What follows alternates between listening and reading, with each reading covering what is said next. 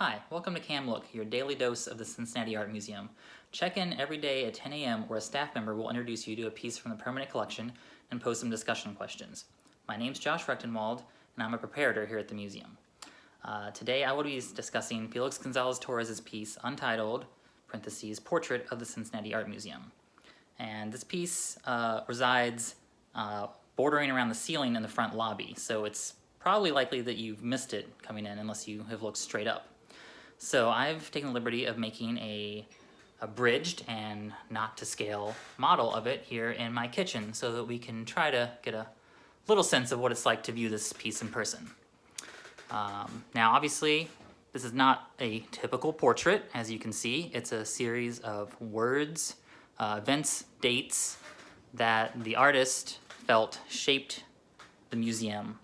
And so some of these are very specific to the museum, such as the Art Palace of the West, 1886, over to Education Department, or the Moreau, Steinberg, and Calder, 1947.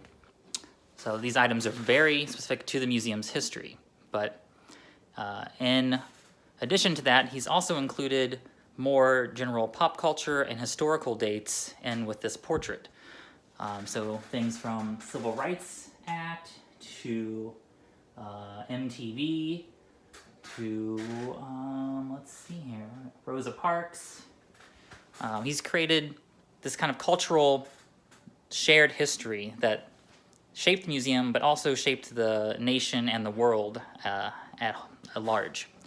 And one thing this helps do is helps the visitor, when they come into the museum and they look up, they can kind of identify with this portrait and with themselves. You can see there are certain commonalities that shape the museum, but also shaped you in your life. So the Model T, 1913, obviously wasn't alive for the invention of it, but it certainly has affected my life because I drive everywhere.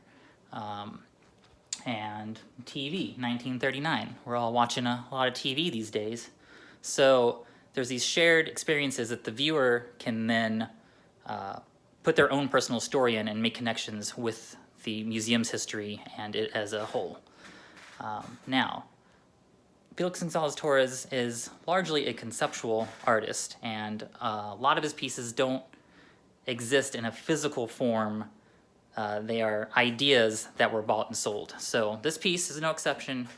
The museum does not physically own the words in a painted state. We own the concept and basically the diagram on how the artist would ideally like this piece to be installed.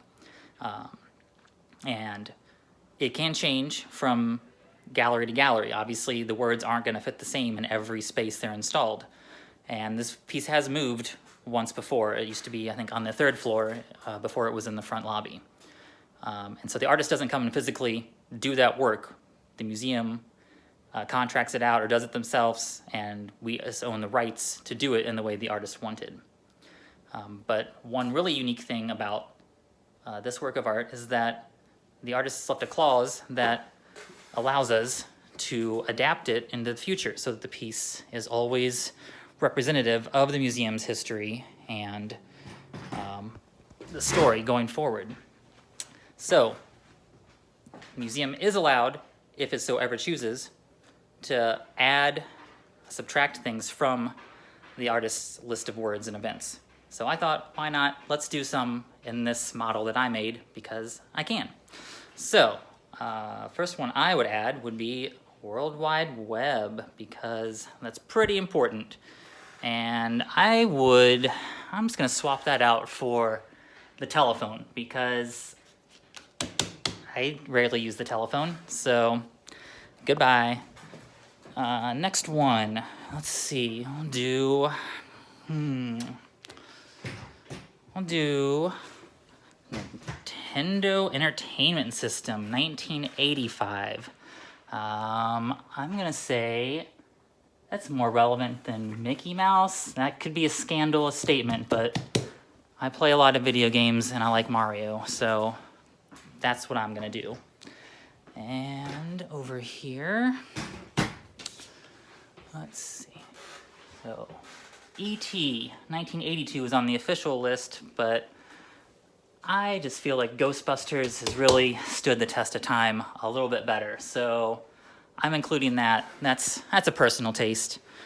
And one last addition I would make, I think a pretty milestone event in the museum's history, 2006. And that's the date that I started working there. Obviously, I'm sure very, very important to the museum. So I'm going to throw that up there because no one can stop me right now. So those are just a few things I would add to this list of the portrait of the museum. But if you could change or add anything, what would you add to the list? Comment below. Thank you.